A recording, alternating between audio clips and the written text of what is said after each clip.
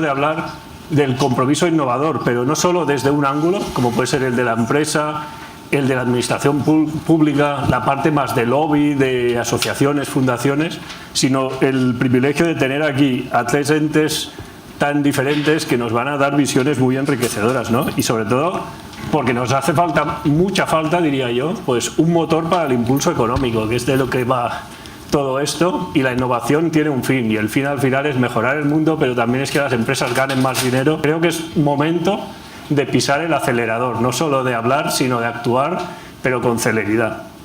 Dentro de eso, pues empezaré con las preguntas. ¿Y qué tipo de iniciativas de apoyo necesita, a tu juicio, la innovación en España desde las administraciones públicas? ¿Hablamos solo de estímulos fiscales? ¿Hay otros? Creo que tenemos que diseñar nuestro propio modelo. Europa tiene que hacer compatible la competitividad global con la defensa de sus valores, de su estilo de vida y de todo aquello en lo que creo que somos mejores, sinceramente, que China. Yo no quiero el modelo chino para mí, no quiero el modelo de Singapur.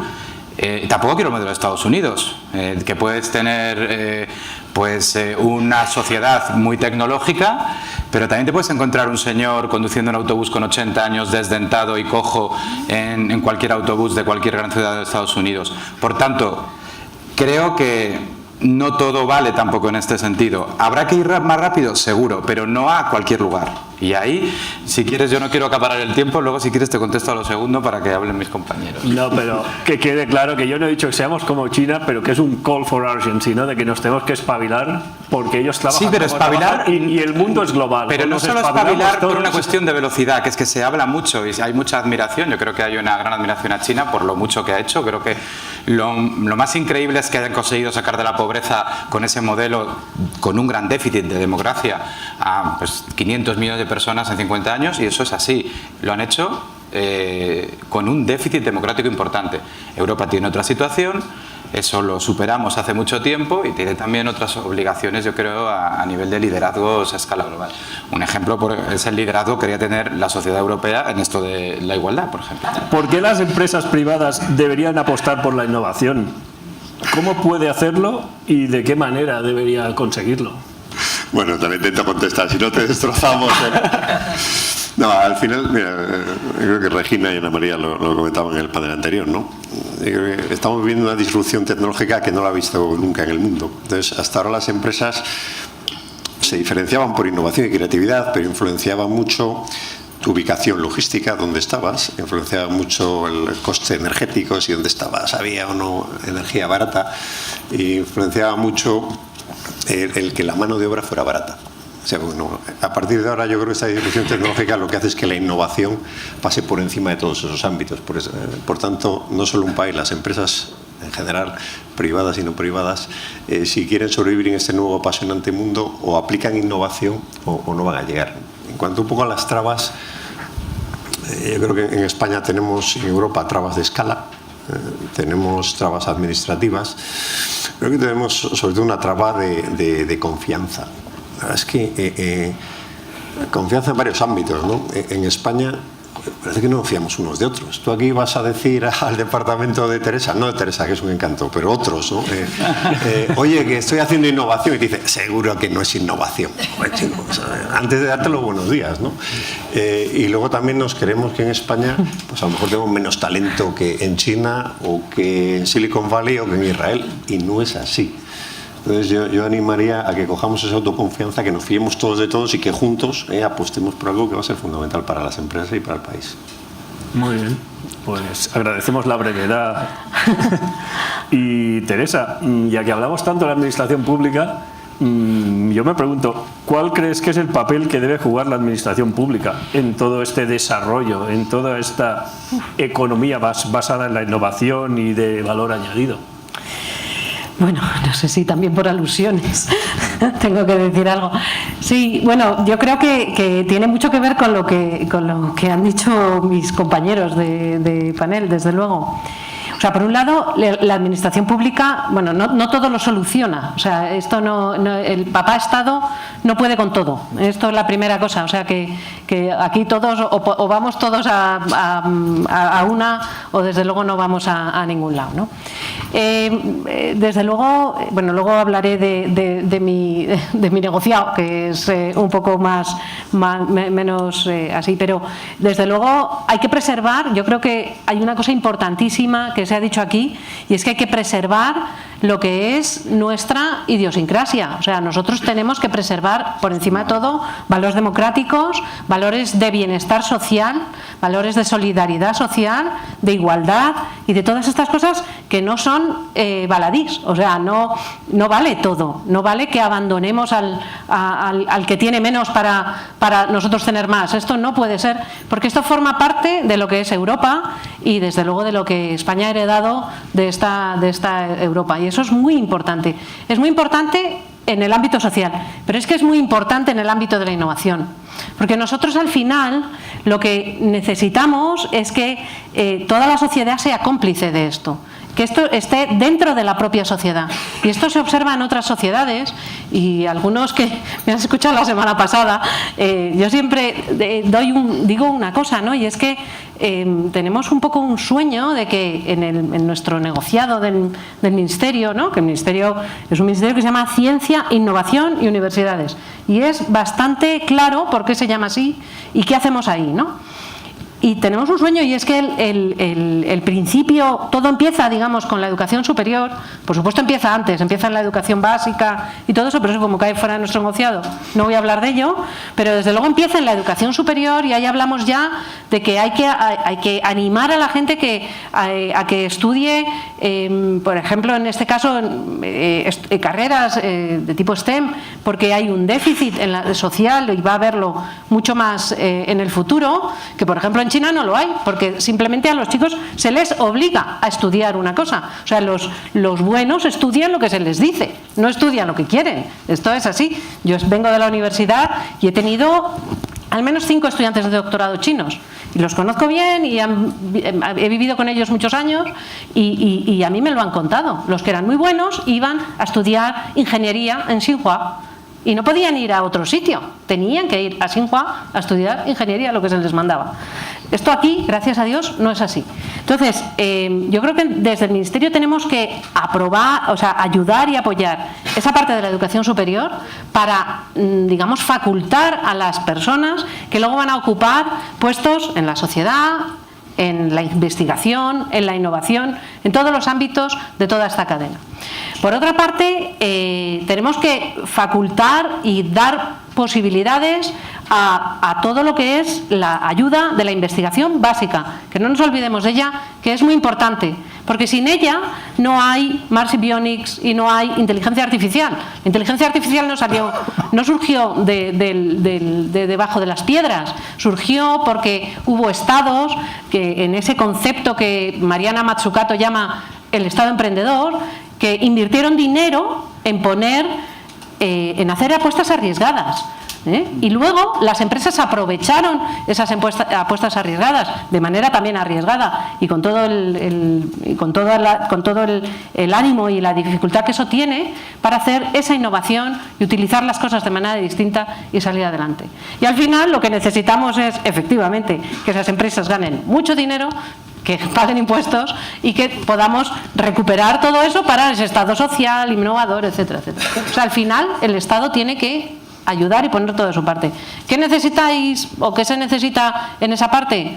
Estabilidad, talento,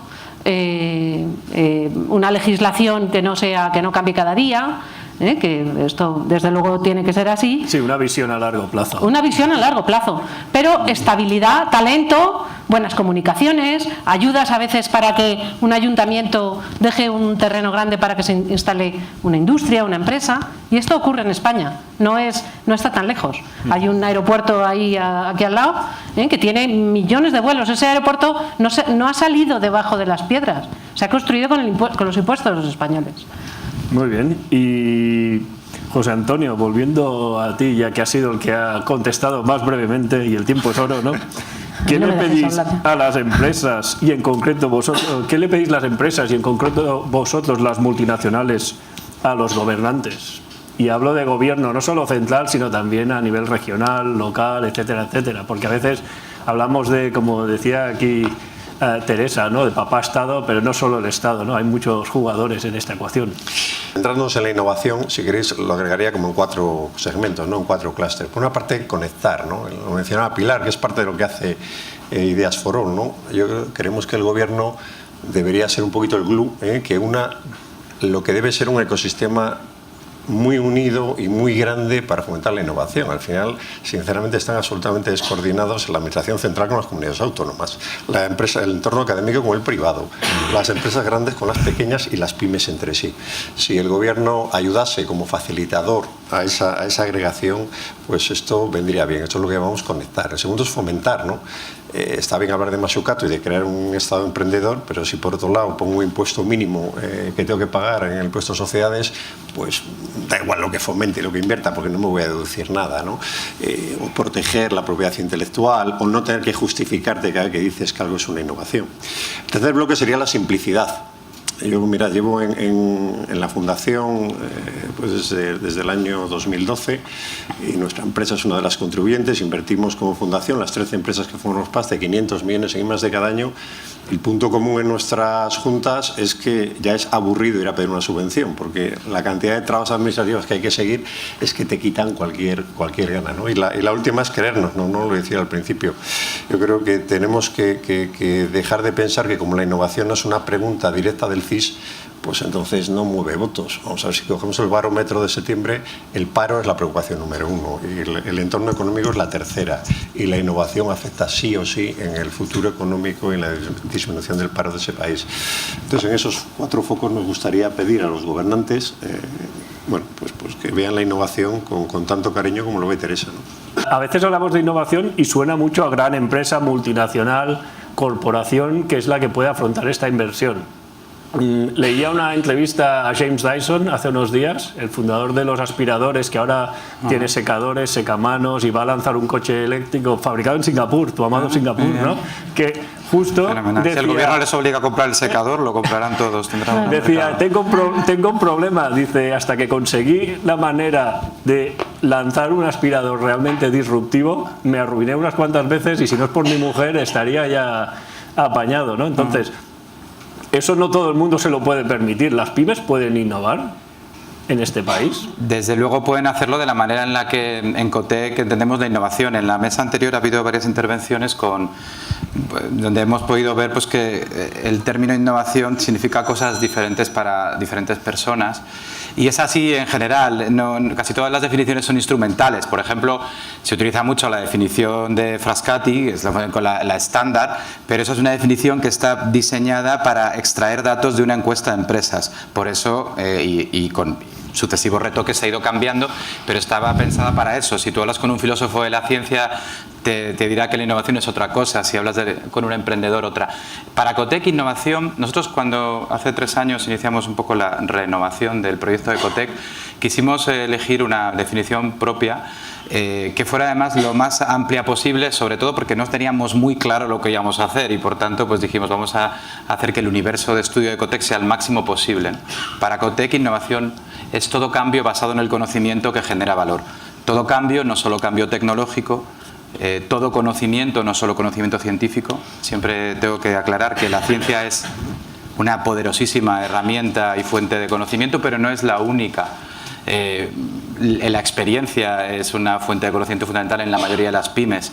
La empatía es clave, que es una manera de conocer al que tienes enfrente, ¿no? Un simulador interno que llevamos en nuestro cerebro.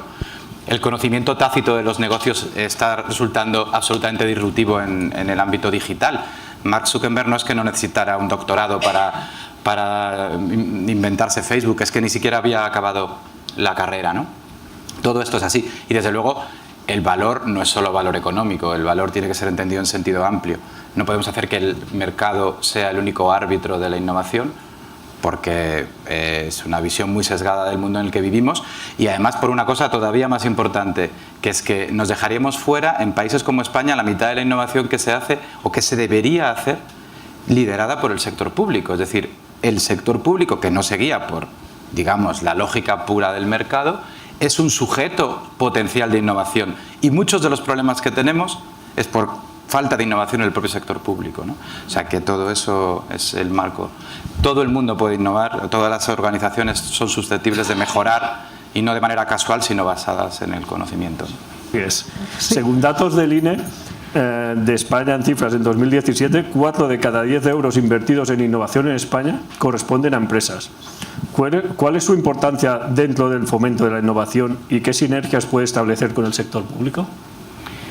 Bueno, son estos números, ¿no?, que tenemos de dónde viene el dinero de la innovación en España, ¿no?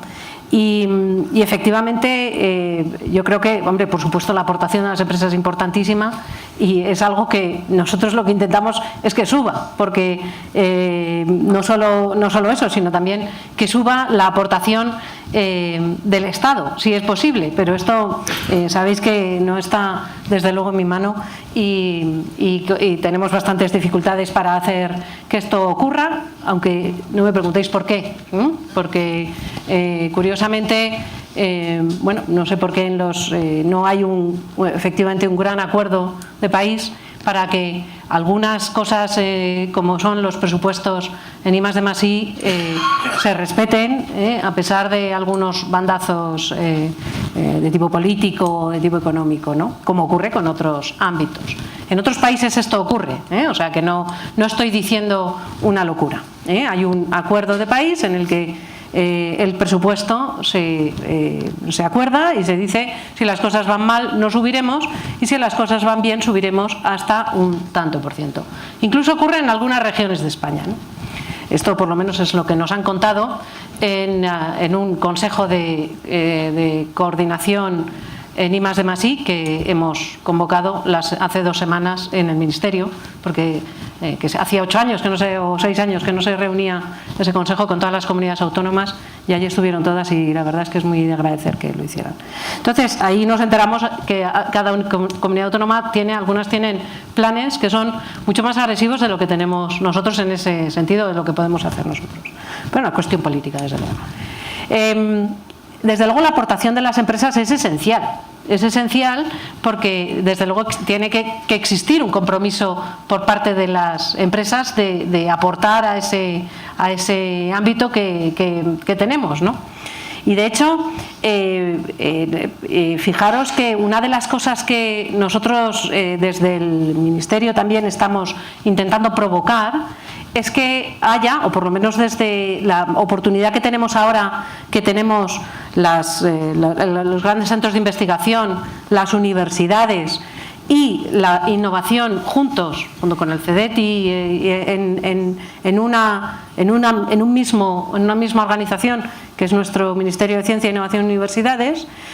Una cosa que estamos intentando provocar es que haya más colaboración público-privada, esta que llamamos una colaboración justa, que es importante porque seguramente aquí estamos en un ámbito bastante empresarial, de innovadores, etcétera, pero si esta misma charla la damos en un ámbito más de los centros científicos y de los investigadores de las universidades, esa palabra colaboración justa para cada uno significa una cosa. Yo una vez colaboré con, estos serían los centros de investigación, con una empresa y me intentaron timar y quedarse con todo y no sé qué.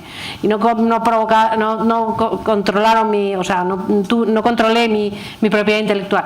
Si hablamos con las empresas, hablamos muchas veces de los de la universidad es que van lentos, no hacen nada, es dificilísimo firmar con ellos, en fin. Toda esa parte, que ambas realidades han sido verdad y son verdad en algunos casos, lo que tenemos que intentar hacer es que no ocurran. Para eso tenemos en mi pequeña unidad de la Dirección General, que somos 4 gatos, la verdad, para todo lo que tenemos que hacer, tenemos una gente que se dedica a hacer transferencia, y entonces a estudiar, no a hacer transferencia, sino a estudiar y a posibilitar y a facultar la transferencia de conocimiento.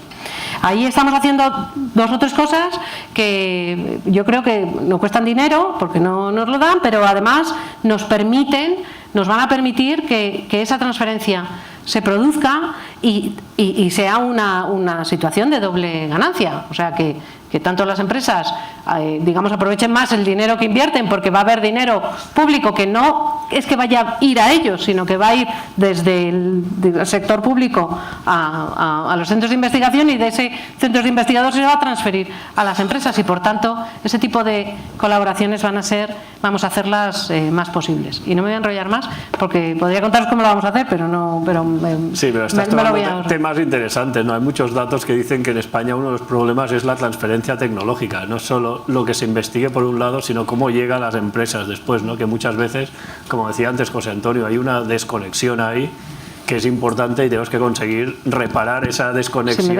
Si me dejas hacer un aporte, te digo, en 15 días se va a publicar en el Real Decreto que todos los años se publica para lo que llamamos los sexenios de investigación, ¿vale? En esos sexenios que aplican, es digamos lo que cobran de productividad los investigadores, tanto de los organismos públicos de investigación como las universidades. Hasta ahora se valoraban prácticamente tan solo publicaciones científicas en revistas de alto índice de impacto. España ha conseguido, en estos 30 años o 20 años que han existido estos sexenios, llegar a ser el 10º país en publicaciones científicas. El 10º de todo el mundo. No está mal, ¿eh? Bueno, pues la semana que viene o dentro de 2 semanas, cuando se publique este nuevo Real Decreto, se va a incluir una cosa que hemos llamado el tramo de transferencia, el sexenio de transferencia, en el que a esos investigadores, además de las publicaciones científicas, van a poder alegar otras cosas. Cosas como generación de spin-offs, cuánta gente han formado en colaboración con empresas, cuánto dinero han ganado con royalties, cuál ha sido el impacto social, porque no solo es un tramo de transferencia tecnológica, es un tramo de transferencia de conocimiento, el impacto social de la investigación que hacen, etcétera, etcétera. Bueno, se ha publicado en el BOE dentro de 15 días. Entonces, estamos apostando mucho por eso. Y esto es una gran apuesta y ha sido muy bienvenida por los centros de investigación, curiosamente. Y también en aquellos foros donde lo pueden encontrar. Otra cosa es que en los modelos de otros países hemos encontrado que ahí están muy fortalecidas las oficinas de transferencia de resultados de investigación, lo que llamamos las OTRIs. Tenemos que fortalecerlas. Esas oficinas han sido las hermanas pobres de los vicerrectorados de investigación y de las vicepresidencias de investigación de los OPIs. Y eso, tenemos un plan que, digamos, a finales de año vamos a cerrar una nueva norma para esto. Suena muy interesante. Veo que te mueve la pasión, como a todo aquel que le gusta la innovación. Eso está muy bien. Vamos a ver ahora en estos 15 días, pero suena muy bien, ¿no? Pero como nos quedan 5 minutos, pues le voy a lanzar ahí a José Antonio una pregunta, ¿no? Con Jorge comentábamos el papel de la PYME y la innovación. En la multinacional, en la gran multinacional, ¿cuál es el papel que juega en la innovación en España concretamente? Bueno, al final, si nos remitimos primero al dato, en las multinacionales somos el 35% de la inversión privada, no muy relevante. Pero las multinacionales podemos aportar algo en base a lo que decíamos, que era esa conexión. Daros cuenta que las multinacionales no invertimos centros de innovación para el negocio que tenemos en este país. Eso no ocurre. Eso lo hacen las empresas más locales. Nosotros montamos centros de innovación que atienden a todos los países donde operamos en el mundo. Y eso genera un networking y una conexión con centros de investigación y de innovación de multiplicidad de países que retroalimenta valor, ¿no? Es como un círculo virtuoso. Es decir, traemos gente de otros países, hay la posibilidad de que investigadores, innovadores españoles vayan a otros países, el ecosistema funciona muy bien. Y luego algo que hacemos, y lo decimos muchas veces en la Fundación, y lo hacemos con mucho orgullo. Nosotros somos, pues no decimos los mejores, pero desde luego estamos en el top 5 de los embajadores de la marca España, porque no os hacéis una idea de lo que es irte a tu corporación con una pandereta y el tambor a decir por qué España es el país bonito para invertir y no lo es China, Silicon Valley, Israel, Singapur, Corea o Indonesia. Pues os aseguro que nos devanamos los sesos y nuestro argumentario y nuestra pasión para convencerlos. Y yo creo que estas 13 empresas que estamos en la Fundación somos ejemplo de los grandes centros de innovación que se están poniendo. Nuestra presidenta Elena Herrero pues, ha traído en HP el centro de impresión 3D. Nosotros nos hemos traído el centro de creación del Core 5G. Es decir, estamos aportando nuestro granito de arena para intentar que en España venga inversión extranjera y se cree empleo de alto valor añadido. Por cerrar la mesa, Os doy un minuto a cada uno, lo que se dice 2 frases. Ya sé que es un reto a los que nos enrollamos mucho, pero por un tema que creo que es importante, ¿no? Es la parte de educación y del gap, el skills gap, ¿no? Este déficit que tenemos en algunas capacitaciones, en algunas formaciones. Desde Cotec, ¿cuál es vuestra visión para mejorar este aspecto? Y después pasamos la palabra a Teresa, José Antonio, y si alguien tiene una pregunta la aceptamos y si no pasamos al siguiente. Pues así en un minuto, ¿qué decirte? Pues que hay, yo creo que dependiendo a cómo abras el Zoom, los problemas son muy distintos. Se está hablando, y es cierto, de hay déficits de profesiones, en nichos muy concretos, en perfiles empresariales muy concretos, como puede ser empresas que están en la Fundación I+E o muchos de mis patronos, pero tenemos la economía que tenemos y no podemos olvidarnos de la gran foto.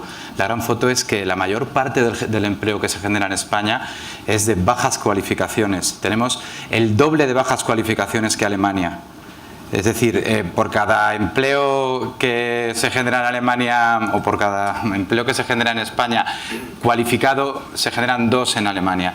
Eso significa que, en general, el problema no es tanto de falta de cualificación en nuestros profesionales, el gran drama de las generaciones es de infraautorización de sus competencias. Ahí es donde tenemos un gran problema. Tenemos un 30 y tantos % de personas con titulación universitaria, de las cuales en su gran mayoría están haciendo trabajo técnico. O sea, quiero decir que lo digo por contraponer. Es cierto que faltan profesionales de Big Data. La famosa sobrecualificación. Es cierto, no, pero es al revés. O sea, yo lo explico al revés. Es sobrecualificación. Tenemos gente que no nos merecemos y entonces vamos a dejar de cualificarlos. O lo que tenemos es infrautilización del talento, que es lo que pienso que es el gran drama. No es que estemos sobrecualificados, es que estamos infrautilizados. Eso yo lo dejo ahí. Muy bien. Teresa. Bueno, yo estoy muy de acuerdo con Jorge, muy de acuerdo. Te quedan 40 segundos, que Jorge ha usado 80. Vale. Bueno, yo en mi vida anterior era catedrática de universidad, de tecnología electrónica, que es una cosa muy rara, además, digo, para así. Y yo he visto en profesiones en las que no hay paro en España, como el 50% de mis egresados y de los listos se iban fuera. Se iban fuera porque les ofrecían a veces trabajos muy buenos, trabajos muy cualificados, y aquí a veces se les ofrecían trabajos no tan cualificados. Y esto es así, es verdad que eran unos junior engineers y tal. Y luego han vuelto y otros han quedado por ahí, otros el mundo es pequeño ahora, ¿no? Pero desde luego creo que también la universidad está haciendo un esfuerzo enorme por agrandar esas soft skills que la sociedad tanto ha demandado y no formar tantos frikis, sino formar también gente que sabe hablar en público, liderar. Y tenemos, bueno, en la universidad podemos encontrar muchos ejemplos de colaboraciones público-privadas para hacer esto, exactamente, ¿no? Muy bien. Y José Antonio, por ya cerrar.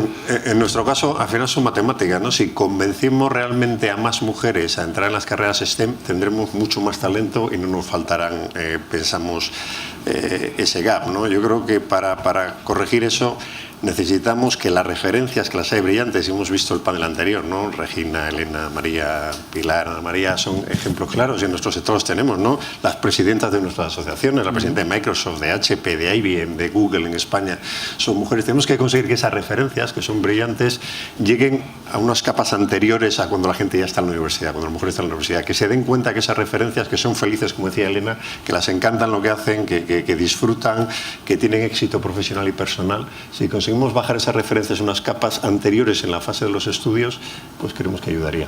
Yo creo que está claro, hay mensajes muy potentes, no hay que trabajar por una línea sola, pero yo me quedo con uno, que es que al final, para conseguir realmente que esta innovación de los que estamos aquí, que todos creemos en ella, estamos convencidos, esto tiene que permear a toda la sociedad, y eso incluye a la clase política, ¿no? Y ese es el trabajo de conseguir cómplices fuera de aquí.